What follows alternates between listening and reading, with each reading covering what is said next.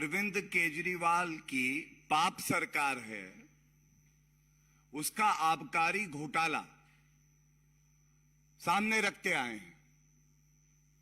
इससे पहले स्वास्थ्य मंत्री दिल्ली सरकार के सत्येंद्र जैन, जिनको कट्टर ईमानदार का सर्टिफिकेट दिया था अरविंद केजरीवाल जी ने, वो 3 महीने से जेल में हैं, मंत्री पद से हटाए नहीं गए। तो स्वास्थ्य, आबकारी, और जब बार बार कठिन प्रश्न इस मंच से भारतीय जनता पार्टी पूछती है और दिल्ली की प्रदेश इकाई आदेश गुप्ता जी के नेतृत्व में पूछती है, तो हमने देखा वो कहते थे पूरे विश्व के ऐसे बढ़िया शिक्षा मंत्री हैं मनीष सिसोदिया, न्यूयॉर्क टाइम्स में उनका नाम आता है, इसलिए उनको राजनीतिक द्वेष से प्रताड़ित किया जा रहा है। हमने भी कहा कि जब बात तथ्यों की हो रही है और इनका घोटाला उजागर करना हमारा दायित्व है, तो बात शिक्षा की ही हो जाए। और इस विश्वास और इस उम्मीद से आज ये बड़ा खुलासा अरविंद केजरीवाल की पाप सरकार का एक और भ्रष्टाचार उजागर करके कुछ सवाल हम लोग पूछेंगे। तो पहला सवाल अरविंद केजरीवाल जी ये है, अगर आप ढोंग, पाखंड और जो नौटंकी आप कर रहे हैं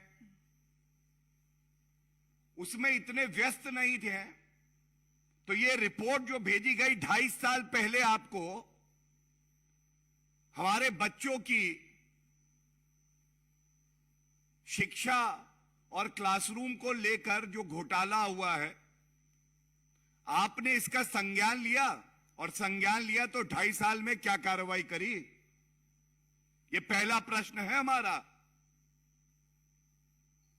और इस बार नाटक करने से काम नहीं चलेगा, क्योंकि तथ्य बहुत मजबूत हैं।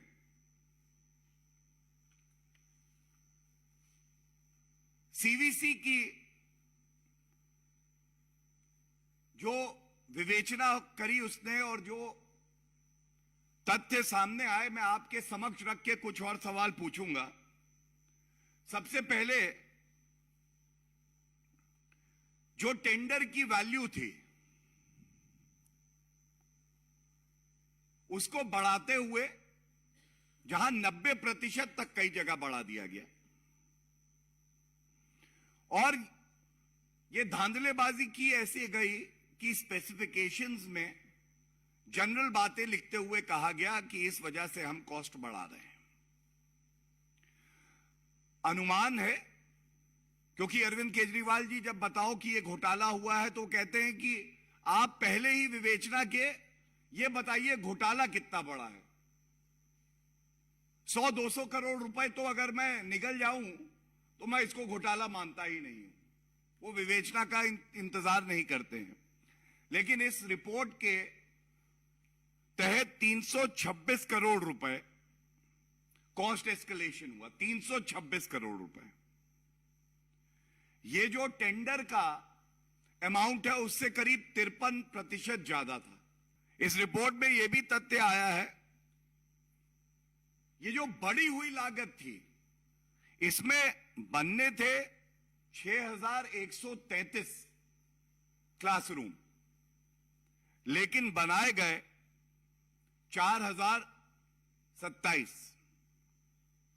अब आप देखें, करीब 33%, 1/3 तो हवाई हो गए, गायब हो गए। हर क्लासरूम बनने का एक बजट था, यह बजट बढ़ाया, वो भी इरेगुलर तरीके से। CPWD मैनुअल में जो कानून है, जो गाइडलाइंस है, उसकी अनदेखी करी, और जब बढ़ा दिया तो भी 6133 क्लासरूम की बजाय केवल 4027 बने। अरविंद केजरीवाल जी, ये कृपया करके बताइए, ऐसा फिर से प्रतीत होता है कि ये 33% क्लासरूम जो कम बने बढ़ी हुई लागत पे, ये भी घूम के काला धन आप ही की तिजोरी में आया है। जरूरत थी अतिरिक्त शौचालय जो हैं स्कूल में 160 की, बनाते कितने हैं? रिपोर्ट के हिसाब से कहते हैं 1214 की जरूरत है। कहां 160, कहां 1214। और सबसे दुखद मैं समझता हूं, इतनी पीड़ा है इस बात को जानकर, ये जो क्लासरूम गिन रहे हैं, इसमें टॉयलेट जो बनाए बच्चों के, उसको क्लासरूम में गिन लिया है।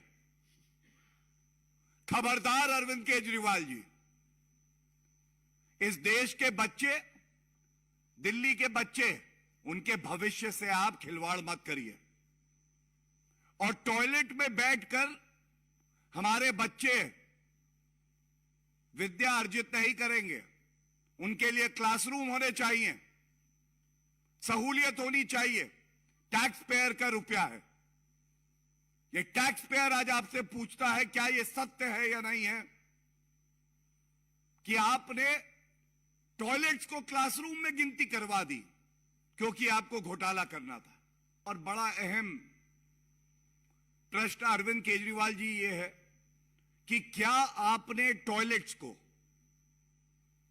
क्लासरूम में गिनती करवा के और उसको क्लासरूम की तरह जनता के बीच में रखा? क्या आप चाहेंगे कि आपका परिवार का कोई बच्चा बाथरूम में बैठकर शिक्षा अर्जित करे? ये पाप है, पाप। और इसीलिए हम कहते हैं आप नहीं, पाप है।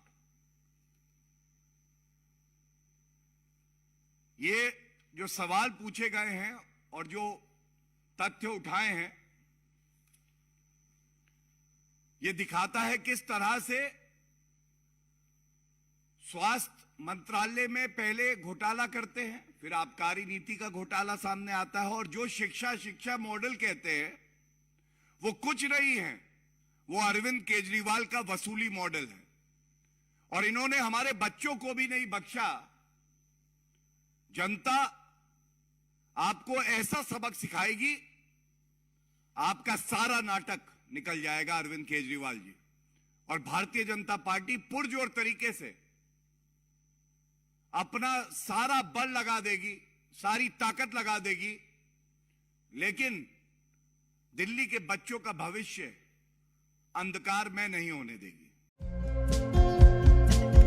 हमारे चैनल को लाइक, शेयर और सब्सक्राइब जरूर करें और नई अपडेट्स के लिए बेल आइकन दबाना ना भूलें।